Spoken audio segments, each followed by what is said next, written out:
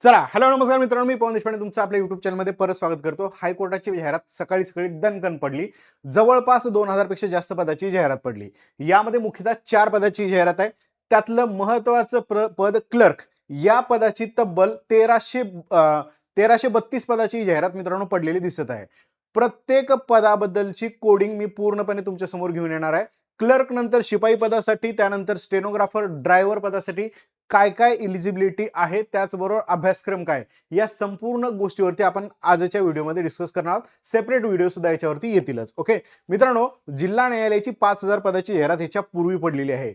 या जाहिरातीमध्ये भरपूर सारे आपले विद्यार्थी वेगवेगळ्या पदावरती लागले आहेत. ज्या पद्धतीने जिल्हा न्यायालयाला आपण एकदम टू द पॉइंट बेसिक अभ्यास करून यश मिळवलं होतं, मी जिल्हा न्यायालयामध्ये तुमच्यासोबत संपूर्णतः शेवटच्या टप्प्यापर्यंत होतो. म्हणजे मुलाखतीपर्यंत आपली संपूर्ण टीम तुमच्या सेवेत होती आणि तुम्हाला मार्गदर्शन करण्यासाठी होती. त्याच पद्धतीनं या हायकोर्टाला सुद्धा आपण परीक्षा, त्यानंतर त्याच्यावरची जी काही टायपिंग टेस्ट आहे आणि मुलाखत आहे, शेवटच्या टप्प्यापर्यंत आम्ही सगळे तुमच्यासोबत असणार आहोत.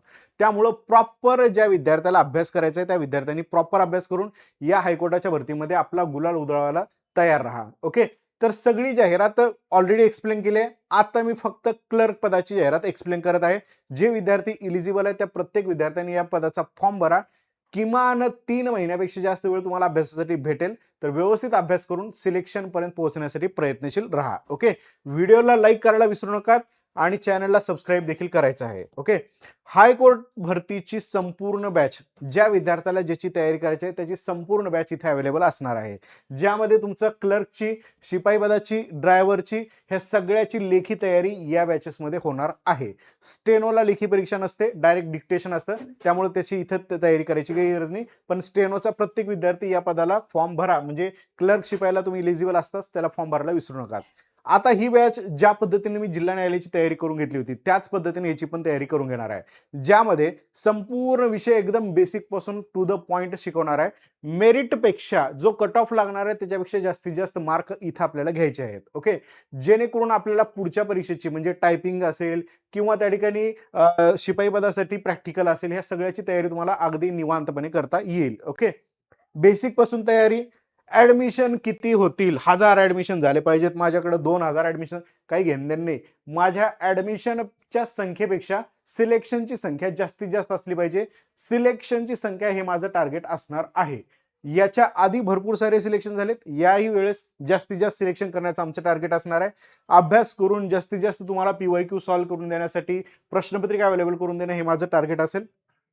वेगवेगळ्या प्रकारच्या नोट्स तुम्हाला या बॅचेसमध्ये भेटणार आहेत. ओके, तर केवळ तुम्हाला कदाचित हा नंबर या ठिकाणी दिसत असेल नसेल, तर हा नंबर आहे 8655384561.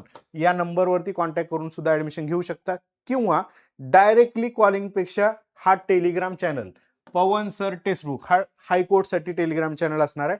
या टेलिग्रामवरती माझी लिंक असेल किंवा तलाठी भरतीचं special Telegram channel MPSC by Pawan Deshpande, या 2 टेलिग्रामला मी बॅचच्या लिंक सेंड करेन.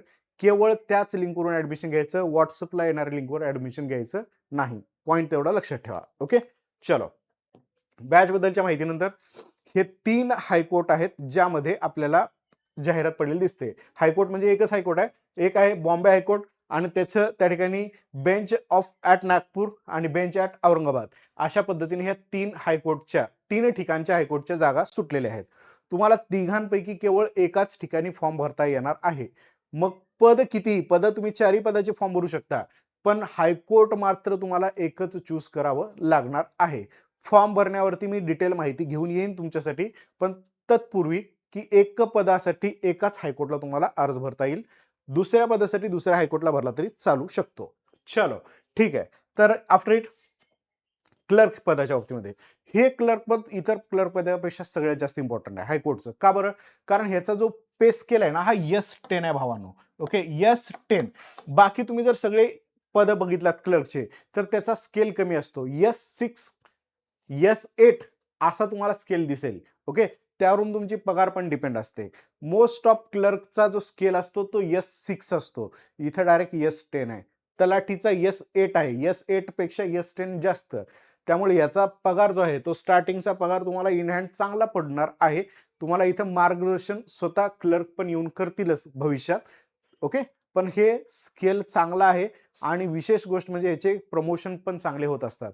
त्यामुळे मित्रांनो ह्याचं व्यवस्थित तयारी करा. चला तर जागेवरती जाऊयात. बॉम्बे हायकोर्टच्या 830 पदाच्या टोटल व्हॅकंट पोस्ट आहेत. त्यापैकी 4% रिझर्व्ह असणार आहेत. जे काही बेंचमार्क डिसॅबिलिटी आहे म्हणजेच त्या ठिकाणी दिव्यांगासाठी 4% पदं म्हणजे 33 पदं होतात याचे.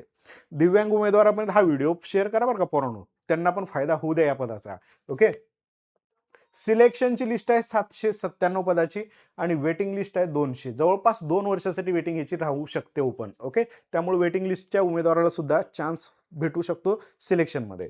आफ्टर इट बेंच ॲट नागपूरला 166 पदाची व्हॅकंट आहे. 7 पदं त्या ठिकाणी दिव्यांगासाठी असतील. 159 पदांची लिस्ट लागेल आणि 40 पदं वेटिंगला असतील. ओके. बेंच ॲट औरंगाबाद याचं अजून नाव बदललं नाहीये. 336 पदाची व्हॅकन्सी आहे. 13 पदं त्या ठिकाणी दिव्यांगासाठी राखीव आहे. 323 पदाची या ठिकाणी लिस्ट लागणार आहे सिलेक्शनची आणि वेटिंग लिस्ट आहे 81 ची. म्हणजे ह्यापैकी कोणत्याही एकाच तुम्हाला हायकोर्टामध्ये फॉर्म भरता येणार आहे. 5 वर्ष तुमची बदली होणार नाही. त्यामुळे व्यवस्थित विचार करून फॉर्म भरायला हरकत नाहीये. ओके. चला हे एक पॉईंट क्लिअर झाला की पदं कुठे आहेत कसे आहेत. भावांनो तुम्हाला सांगतोय, पोरींनो पोरांनो तुम्हाला सगळ्यांना सांगेन, लय भारी अभ्यास करा. हे पोस्ट खरंच चांगली आहे. या पदाला जर तुम्ही पोहोचलात तर 100% तुमचं फॅमिली व्यवस्थित होऊ शकेल. ओके. आणि ह्या सगळ्या चक्रामध्ये मी तुमच्यासोबत शेवटपर्यंत आहे. मुलाखतीच्या तयारीपर्यंत मी तुमच्यासोबत असणार आहे. त्यामुळे व्यवस्थित तयारी याची करणं अपेक्षित आहे. ओके. चलो. आता ह्याची एज लिमिट सगळ्यांना माहिती आहे. ओपन कॅटेगरीसाठी 38. ह्याच्यामध्ये ना कास्ट वाईज जागा नसतात बरं का. कास्ट वाईज जागा नसल्यामुळं तुम्ही याचे फॉर्म भरू शकतात. राईट. सॉरी, कास्ट वाईज जागा नसल्यामुळं तुम्हाला इथं कास्ट वाईज जे काही हे असतं जागांचे फॉर्म भरायचे असतात तसे भरायचे नाही आहेत. एकच फॉर्म टाकायचा, कास्ट इथं मॅन्डेटरी नाही. फक्त कॅटेगरीचा तुम्हाला इथं एज लिमिटमध्ये फक्त फरक दिसतोय. म्हणजे ओपन कॅटेगरी असेल 38 वर्ष, अदर सगळ्या कॅटेगरी असतील 43 वर्षापर्यंतची एज लिमिट तुम्हाला इथं पाहायला मिळते. हा पॉईंट सगळ्यांनी लक्षात ठेवा. आफ्टर इट हायकोर्टचे जे काही एम्प्लॉई असतील तर त्यांना एज लिमिट नसते. पण आपल्यापैकी कोणी एम्प्लॉई नसतं. तर ह्या 2 गोष्टी तुम्हाला इथं लक्षात ठेवायच्या आहेत. चलो आफ्टर इट पुढचा पॉईंटकडे जातो मी. एज्युकेशन काय लागतं? एज्युकेशनच्या बाबतीमध्ये पदवी लागते युनिव्हर्सिटीची. ओके. आफ्टर इट तुम्हाला इंग्लिशचं टायपिंग लागणार आहे. ज्याची स्पीड तुमची 40 वर्ड पर मिनिट असणार आहे. मराठीच्या टायपिंगची काही गरज नाही आहे याच्यासाठी. इंग्लिशची टायपिंग मात्र तुम्हाला 40 शब्द प्रति मिनिट लागणार आहे. ओके. आफ्टर इट तुम्हाला MSCIT वगैरे या गोष्टी तर बेसिक आहेत, त्या कंपल्सरी असतात. ह्याच्यात काही एक्सक्यूज नाहीये. ओके. तर डिग्री आणि इंग्लिश टायपिंग. इंग्लिश माझं 30 आहे, चालतं का? नाही चालत. त्यांनी 40 मागितलं तर 40च भरावं लागेल तुम्हाला. आफ्टर इट बाकीच्या सगळ्या गोष्टी तुम्हाला हे सगळं काय आपलं MSCIT वगैरे सगळ्या गोष्टी असणार आहेत. तर ह्यापैकी तुम्हाला लागणार आहे. व्यवस्थितरित्या वाचून घ्या आणि याचा फॉर्म भरायला हरकत नाही आहे. ओके. आता मेन गोष्टीकडे येतो मी तुमच्यासाठी सगळ्यात इम्पॉर्टंट. सर याचा सिलेबस काय आहे? ह्याच्या सिलेबसवरती सगळ्या गोष्टी डिपेंड आहेत. आत्ताच सांगून ठेवतो, ज्या पोरींना पास व्हायचं आहे त्यांनी पहिल्या दिवसापासून माझ्या संपर्कात राहा. टू द पॉइंट तयारी करावी लागेल. मॅथ रिझनिंग 40 क्वेश्चन येणार आहेत त्याच्यात. इंग्लिशसाठी 20 प्रश्न येणार आहेत. ओके. 40 आणि 20 झाले 60. 10 मार्काला कॉम्प्युटर येणार आहे, 10 मार्काला मराठी व्याकरण येणार आहे आणि 10 मार्काला केवळ GS येणार आहे. हे टोटल लक्षात ठेवा. म्हणजे तुम्हाला लक्ष कशावर द्यायचं आहे? मॅथ रिझनिंग लय लक्ष द्या. इंग्लिश खूप जास्त लक्ष द्या. मराठी आपली भाषा आहे, त्याचं तर तुम्हाला पैकीच्या पैकी मार्क पडतील. त्याचं पण व्यवस्थित करून ठेवा. ह्या 5-6 विषयावरती हे 5 विषय आहेत, जवळपास 6 विषय आहेत. त्यापैकी मी सांगेन तुम्हाला पहिलं टार्गेट तुमचं मॅथ रिझनिंगवर असलं पाहिजे. दुसरं टार्गेट इंग्लिशवर. आता ह्या 3 विषयापैकी कोणतेही 2 विषय टार्गेट करा. काही जणांना कॉम्प्युटर लय हार्ड असतो, नका करू. पण कॉम्प्युटर तुम्हाला आलाच पाहिजे आणि क्लर्कच्या पोरांना कॉम्प्युटर अवघड नसतो. ह्याच्यात पण टार्गेट आउट ऑफ ठेवा, ह्याच्यात पण टार्गेट आउट ऑफ ठेवा. GS थोडासा ना व्हास्ट विषय आहे. त्यामुळं त्याला करायचं का नाही करायचं हे मी तुम्हाला थोडं स्टेप बाय स्टेप सांगेन. कराच पण जर चांगला असेल तर करा. पण ह्या विषयांना जास्त टार्गेटनं अभ्यास करा.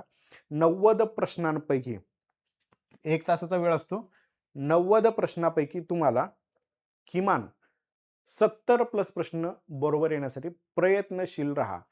45ला पास आहे. पोरं पास होतात, पण टायपिंगमध्ये नंतर गळतात. पण आपल्याला पहिल्यांदाच मार्क एवढे घ्यायचे आहेत, की टायपिंग करताना आपल्या डोक्यातच आलं नाही पाहिजे, की माझं सिलेक्शन होईल का? त्यामुळे इथं 70 पर्यंत मार्कची तयारी ठेवायची आपल्याला. लक्षात ठेवा, एवढे मार्क आलेच पाहिजेत. अभ्यासक्रमाच्या बाबतीत हे गोष्ट माझ्यावर सोडा, ही तुमची परफेक्ट तयारी मी करून घेईन तुमच्याकडून. डन आहे? चलो. आता हे क्लिअर झालं तुमचं. Sir after it typing test हे आहे तुमच्या परीक्षेची जान. ओके, ह्याच्यावर सगळ्या गोष्टी डिपेंड आहेत. पोरं मार्क घेऊन जातात तिथं, पण टायपिंगच्या वेळेस त्यांची बोटं थरथर थरथर थरथर थरथर करायला लागतात. हिथं जे पोरगं येईल तोच सिलेक्शन होईल. हिथं गचकला संपला विषय. ओके, आणि सर्वात शेवटी आहे व्हॉइस, म्हणजे हे थोडं इंटरव्ह्यू तुमचा मुलाखत. इथं नाही मंद बुद्धी काही असतात. हे जजेस लोक पण काही लयच शहाणे असतात असं नाही बरं काय. मला या लोकांचा लय राग येतो. भरपूर साऱ्या मागच्या ह्याच्यामध्ये चांगल्या चांगल्या पोरांना मुलाखतीमध्ये गाळलं होतं यांनी. ओके, आणि यांच्या विरुद्ध आपल्याला कुठं मागणी सुद्धा करता येत नाही ह्यांच्या मुलाखतीमध्ये. तर हे जर असं त्यांच्या मूडवर असतं, इथंपर्यंत आपण घेऊन जाऊ शकतो. ह्याची पण तयारी मी तुमच्याकडून करून घेईन. पण शेवटी कधी कधी ना ते जजचे डोके जर असे कशा पद्धतीने प्रश्न विचारतात, बेसिक प्रश्न विचारून सुद्धा मुलाखतीतून बाहेर काढले बऱ्याच लोकांना. तर त्यासाठी आपल्याला तयार राहायचं आहे. असो, या मुलाखतीवर आपण सर्वात शेवटी बघूयात. हे 3 टप्पे आहेत. ह्या तिन्ही टप्प्यामध्ये तुम्हाला सिलेक्शन जे आहे ते सिलेक्शन आणणं कंपल्सरी आहे भावांनो. हे डिटेल सिलेबस, ये सब कुछ तुम मेरे पे छोड़ दो. पवन सर जिंदाबाद म्हणा. याचं संपूर्ण तयारी मी तुम्हाला करून घेईन. ओके, चलो. बाकी हे सगळं फॉर्म फीस वगैरे भरायचं आहे. 1000 रुपये फीस आहे, दिसते तुम्हाला. ही फीस जरा जास्त आहे याची. ओके, हे फॉर्म भरायला सुरुवात होणार आहे 15/12 पासून आणि 5/10/1 पर्यंत याचं फॉर्मचे लास्ट डेट असणार आहे. तर हे फॉर्म व्यवस्थित भरायचं. फॉर्मवरती मी आणखी एक लेक्चर घेईन तुमचं, त्यावेळेस तुम्हाला आणखी डिटेल सांगेन. चलो, अगेन टचमध्ये राहा. ही आपली बॅच असेल. ही बॅच संपूर्णतः डेडिकेटेड असेल. काही अडचण आल्यासच या नंबरवरती कॉल करा, अन्यथा करू नका. ओके, चलो ठीक आहे. थांबतोय मी इथे मित्रांनो. भेटूयात नेक्स्ट लेक्चरला. तब तक के लिए thank you. Take care. Bye bye.